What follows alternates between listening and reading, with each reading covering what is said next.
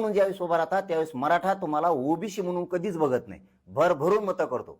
पण नंतरच्या काळात तुम्ही मंत्री आमदार झाल्याच्या नंतर तुम्ही तुमच्या पर्सनल जातीचं काम करतायत.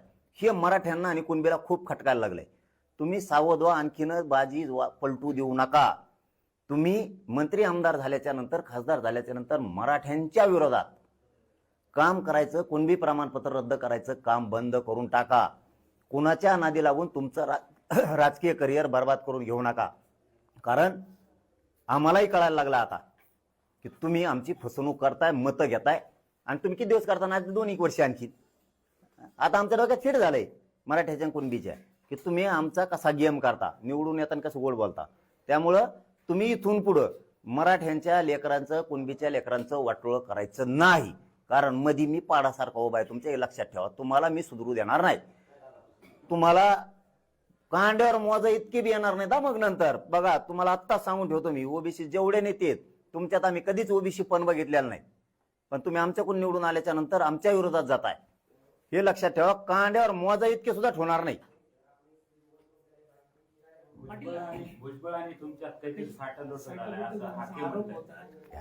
कसल्यावर प्रश्न विचारताय भैया? ज्याला स्वतःचा समाजाचा प्रवास कळत नाही, काय दशा आहे.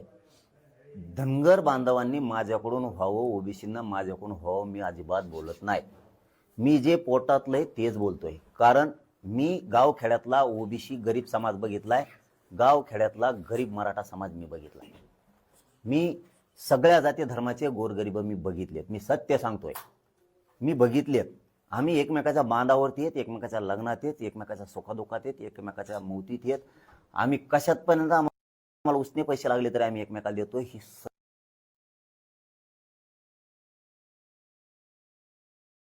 सत्य हकीकत आहे, सत्य हकीकत. इथल्या लोकांची दशा बघा. याचं साठ झालं आणि त्याचं फाट झालं. उगच ताकद एनर्जी वायाला घालायची, मराठ्यांची नाराजी अंगावरती घ्यायची आणि ओबीसीत मराठ्यात दुरावा निर्माण करायचा. आणि आपण मात्र पोळ्या भाजीत बसायचं. याच्या ऑफिसात जाऊन बसन, त्याच्या बसन, एकदा फडणवीस, एकदा शिंदे, एकदा अजित दादाजी बारामती. अरे लोक तेवढे तुमच्यापेक्षा लई हुशार झालेत. गरीब मराठी आणि गरीब ओबीसी लई अति हुशार झालेत. गाव खेड्यातला खरंच धनगर एकदा शोधून बघा. अहो आजही शेळ्या मेंढ्या सांभाळूनच लेकरं मोठे करावं लागते. काय बरं त्या मायमाऊलीला शेळी मेंढी सांभाळताना का वाटत नसेल की मै पोरगी महापोरग अधिकारी व्हावं? का वाटत नसं मोठ्या शिक्षणात जावं? का वाटत नसं? यांचं उठलं सरकलं संपलं, उठलं सुटलं, राजकीय आरक्षण संपलं, राजकीय आरक्षण संपलं. काय राजकीय फाचकीय घेऊन बसले? अरे पोट्टे इथं पोरं पोरी अधिकारी होऊ द्या ना. अरे एसटीचं आरक्षण मिळालं, कुठं जात जाणार आहे ती? तो प्रवाह आहे खरं. ती आता खरं पटून घ्यायचं. धनगर बांधवांनी शिका. तुम्ही आमच्यात आले तरी आम्ही जिंकणार आहेत, तुम्ही नाही आले तरी आम्ही जिंकणार. हे सत्य मानायला कधीतरी तयार व्हा की लेकरा बाळातच सुख आहे. ते नोकरीला लागले, शिक्षणात गेले तर आपण मोठे होणार आहेत. राजकारणात काय मोठे होणार आहेत? मराठी बिन धनगर बी. हा चला सांगा, काय मोठे होणार आहेत धनगर बिन मराठी? एक येईन, लय झालं तर ते 200-300चा आकडा होईल जिल्ह्यात, राज्यात.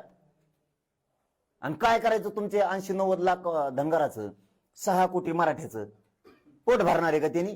मराठे धनगर ओबीसी राजकारणाचाच नाद लागलाय. राजकारणात जाऊन काय होणार आहे? धनगरांना वाटतं आपला एसटी आरक्षणासाठी लढा, बघा आम्ही कसे ताकदीने बाहेर पडतो. त्या टायमाला मराठी बी येत ना, खांद्याला खांदा लावून. तुम्ही असं एकच भांडणं घेतल्यावर कसा ओबीसी तुमच्यात येईल आणि कसा मराठा येईल? तुम्हाला एवढं तर राज्यघटना कळायला पाहिजे, 67चा नियम कळायला पाहिजे की नोंदी सापडल्यात म्हणल्याच्या नंतर मराठ्यांना द्यावाच लागणार आहे, तर सरकारच्या बापाला द्यावा लागणार आहे. किती विरोध करू द्या कोणी, कारण कोणाला कायद्याच्या संविधानाच्या पुढे जाता येणार नाही. गॅजेट जर सरकारी दस्तऐवज मराठ्यांना द्यावा लागणार आहे. अरे शेतावरच्या गरीब ओबीसीला सुद्धा हे कळतंय. काय होणार आहे उगाच विरोध करून? रोजच्या संबंधाचं काय करायचं? आणि हे 4 टाळकी उडते, हे काही पदासाठी फेदासाठी रोज नेत्याच्या दारात येत. हेही मायक्रो ओबीसीला, गरीब ओबीसीला कळतंय महाराष्ट्रातल्या. आणि काय बाबा आम्हाला यावे त्यावे, आपल्या विरोधात गेलेल्या माणसाला जवळच नाही करत आपण. भोजबळ असू नाही तिकडे फिजबळ असू, फक्त एवढंच आहे की ते म्हातारपणाला शहाणं झालं बा. किमान त्याला वाटलं असं कुठं राजकीय करिअर खराब करता म्हातारपणाला. पोरग हे नातू हे पंतू हे आमका आहे तामका आहे, मराठी बाजार उठून टाकते सगळ्यांना. मग काय करतो हिंदू? खतखतून हसतोय, आखे दात दिसत भोवतेच्या हसताना. ते म्हणतो 52 गाळ्याच्या लचांड गाळ्यात गुतलं ना, मर तिकडे आता तू जाणं ते जाणं. ते चतुर आहे त्याच्यात त्या बाबतीत, आणि त्याला कायदा कळतो. भुजबळला कायदा कळतो. त्याच्या डोक्यात हे नोंदी सापडल्यात, गॅजेट सरकारी दस्तावेज, त्याला कायदा कळतो, त्याला मंडळ कळतो, त्याला राज्यघटना कळती, त्याला राज्य मागासवर्ग आयोग, केंद्रीय मागासवर्ग आयोग सगळं कळतं. त्याला माहिती आहे नोंदी मिळाल्या म्हणल्यावर हे द्यावाच लागणार आहेत, आणि हे आपण किती विरोध केला तरी मिळणार आहेत. त्यापेक्षा मराठ्यांना धरून राहण्यात काय अवघड आहे? इतकी जर निवडणुकीत फजिती होती, कशाला राजकीय करिअर खराब करायचंय? हे त्याच्या म्हातारपणाला ध्यानात आलं, बरं झालं. बोलणार बी नाही असं. आंतरवाली सरकारने डाव टाकला तर मुंबई, दोन्ही तयाऱ्या सुरू आहेत आमच्या. आम्ही तेवढे आहेत, पण आमचे ओपीसी बांधव जाणार आहेत बिचारे जाऊन तिथं. त्यामुळे त्यांचं झाल्यावर आम्ही जाऊ. काय झालं एवढं? आम्ही नाही अडचलत. बोंबलून द्या, काय बोंबलायचं ती. आपण कधीही आडवं पडलो नाही कुणाच्या. ते झाल्यावर आम्ही जाऊ निवांत, आम्ही वर्षावर जाऊ, काय त्याला अडचण. आमचे फडणवीस साहेब येतं तिथं मुंबईत. मुंबई आमची, महाराष्ट्र आमचा, आमचे फडणवीस साहेब आहेत तिथं. मग आमचे काय वर्ष आमची नाही का? तुमची आपली सगळ्याची वर्ष. आपण वर्षावर बसू. वर्षावरचं आंदोलन कधी डाव टाकलं की वर्षाच असते, तिथंच असतं. आणि फडणवीस साहेब विरोध बी नाही करणार. कशामुळे विरोध करते? त्यांचं घर आहे म्हणून काय? म्हणजे आम्ही त्यांना मतं देऊन मोठं केलं. राज्य आमचं, मुंबई आमची, फडणवीस साहेब आमचे, आणि ते कसं का त्यांच्या घरावर नाही म्हणते? खोलीत अडचण होईल तर मी वर बसून स्लॅपवर. काय अडचण आहे वर्षाच्या? वर्ष सगळ्याची. झाल्यानंतर तुम्ही आणि ते निर्णायक आंदोलन फाईट हे आता त्यांनीच त्यांचं शोधायचं सरकारनं. आपण केलेल्या चुका दुरुस्त करणे. आमच्याकडून काय चुकलं ते सांगा. तुम्ही मागितला त्यावेळेस 3 वर्ष तुम्हाला वेळ दिला. यापेक्षा तुम्हाला काय पाहिजे? उलट तुम्ही बार बार यायला नाही पाहिजे. काय तोंड दाखवा मराठ्याला असं तुम्हाला वाटलं पाहिजे. काय तोंड दाखवा मराठ्यांना? 3 वर्ष झालं आपण मराठ्याला येड्यात काढतो. किती दिवस येड्यात निघत? इतका मराठा सोपा नाहीये. हो, आमच्याकडे संस्कार आहेत, संयम आहेत. तुमच्या शब्दाचा, सरकारचा सन्मान करणं आमची जबाबदारी, आम्ही केलं. पण तुमची सुद्धा जबाबदारी, मराठ्यांनी जर तुमचा सन्मान केलाय तर मराठ्यांचा सुद्धा सन्मान, त्याच्या खऱ्या नोंदी गॅजेट देऊन करणं तुमची जबाबदारी. तुम्ही वारंवार येतात, तुम्हाला वाटत असं आम्ही येड्यात काढू. ते विषय आता संपले. हो, तुम्ही त्या तुमच्या गैरसमाजाच्या बाहेर या. आम्ही तुम्हाला नीट करू शकतो. 100% आम्ही नीट करू शकतो. इथं मराठा सुखी नाही, ना इथं धनगर सुखी आहे, ना इथं बंजारा समाज सुखी आहे, ना आदिवासी सुखी आहे, ना मायक्रो ओबीसी सुखी आहे, ना इथं शेतकरी सुखी आहे, ना दलित मुस्लिम इथं सुखी. इथं कोणी सुखी नाही. ना नोकऱ्या करणारा सुखी आहे, ना त्याला नीट पगार आहे इथं, ना इथं सरकारी दवाखान्यातले आहेत, ना एसटी ड्रायव्हर आहेत, ना इथं कोणी खुश नाहीये, ना व्यवसाय करणारे खुश आहेत.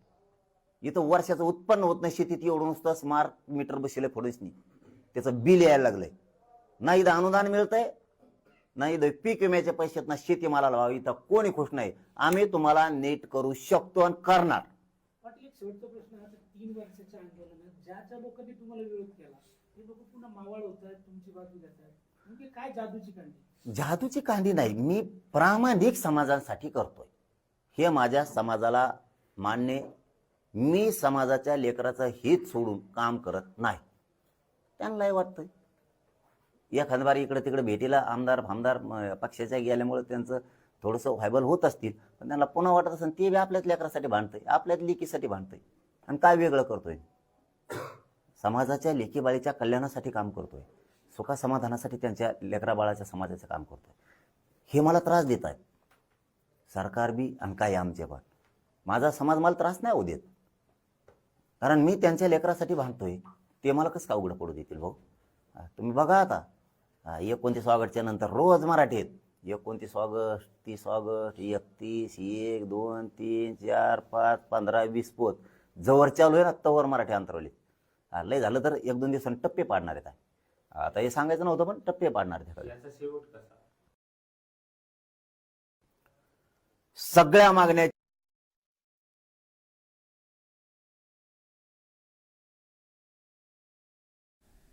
मनोज जरांगे यांची पत्रकार परिषद. अंमलबजावणी जागेवर करणे, त्याशिवाय शेवट नाही. नसता मस्ती.